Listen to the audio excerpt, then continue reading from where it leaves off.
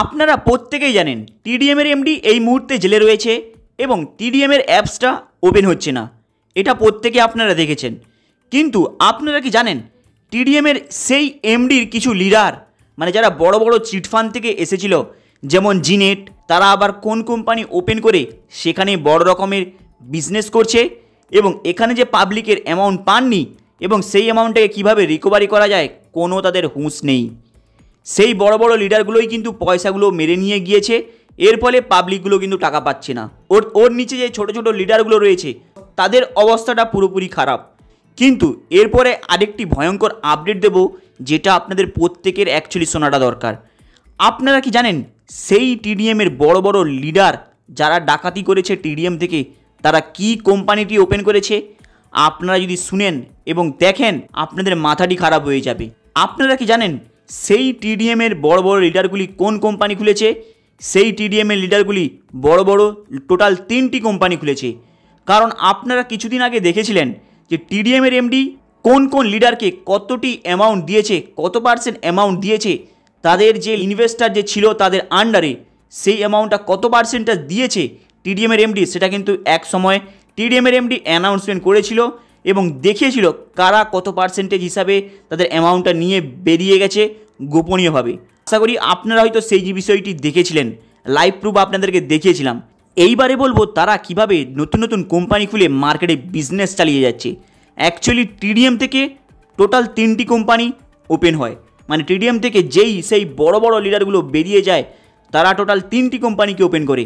একটি হলো capital x global, দ্বিতীয়টি হলো এমএসটেড, 3 নম্বরটি হলো অ্যাডভান্স অ্যাকুরেট।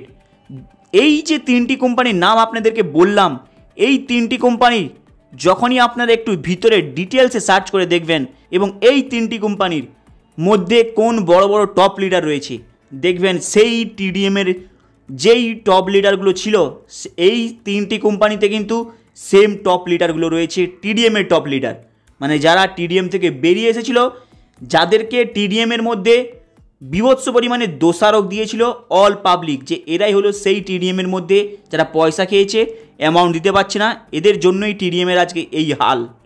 সেই লিডারগুলোই কিন্তু এই বড় বড় 3টি কোম্পানিকে ওপেন করে এবং এই 3টি কোম্পানির মধ্যে তারা কিন্তু ভালো এবং বড় পদে রয়েছে। কেউ রয়েছে ম্যানেজিং ডিপার্টমেন্টে, গোপনীয়ভাবে তারা কিন্তু পদে রয়েছে। এর ফলে সেই বড় বড় 3টি কোম্পানিগুলো কিন্তু পরিচালিত হচ্ছে মার্কেটের মধ্যে। মানে দেখেছেন একটি এমএলএম কোম্পানি অ্যামাউন্ট দিতে পারলো না রিটার্ন পাবলিককে, আবার একটি কোম্পানি ওপেন করে দিয়েছে, দেখতে দেখতে প্রায় 3টি কোম্পানি ওপেন হয়ে গিয়েছে। এইবার হয়তো আপনারা অনেকে ভাবছেন যে এখানে পয়সা রিটার্ন করতে পারেনি, মানে ওখানে যখনই আপনারা ডিপোজিট করবেন সেখানে আপনারা আপনাদের অ্যামাউন্টটা রিটার্ন পেয়ে যাবেন। অ্যাকচুয়ালি আপনারা কি ভেবেছেন এই পলিসিগুলো এবং এই এমএলএম কোম্পানিগুলো কিভাবে মার্কেটে কাজ করে? এই যে আপনি আবার যে ডিপোজিট করলেন, আপনার ওই অ্যামাউন্টটাকে রিটার্ন আসতে গেলে কতদিন টাইম লাগবে? 1 বছর টাইম লাগবে।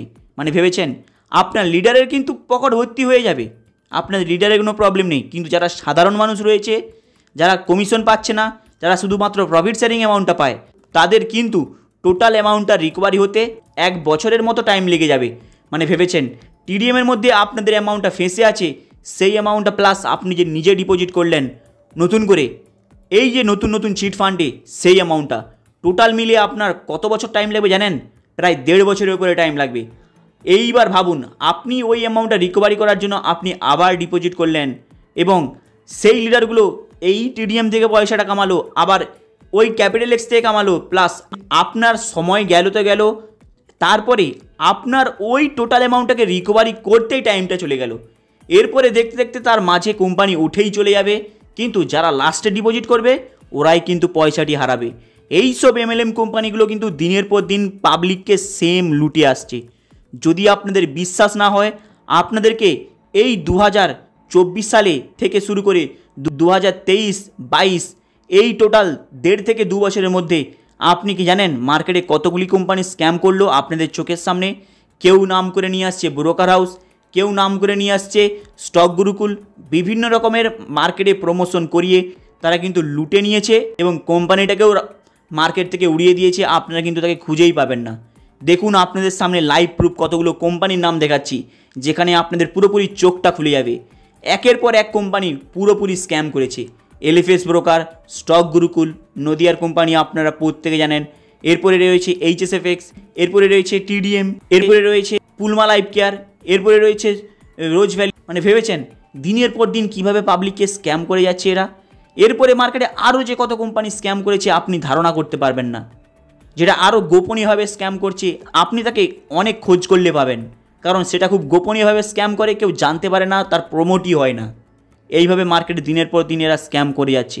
এই সব জায়গা থেকে আপনারা কিন্তু দূরেই থাকবেন, কারণ এখান থেকে আপনারা যেই অ্যামাউন্টটা কামাবেন আপনাদের পিছনে যারা আপনাকে ফলো করে আসবে আপনাদের থেকে তাদের অ্যামাউন্টটা বেশি হারাবে। এর ফলে কোম্পানিগুলো বড়লোক হয়ে যাবে। আপনারা জাস্ট কয়েকটা কমিশনের আশাতে আপনাদের পিছনে যারা রয়েছে তাদের কিন্তু লাখ লাখ টাকা হারিয়ে ফেলবে।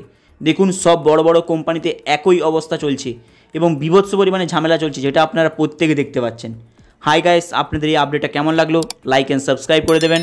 চলুন দেখা হবে আবার নেক্সট ভিডিওতে।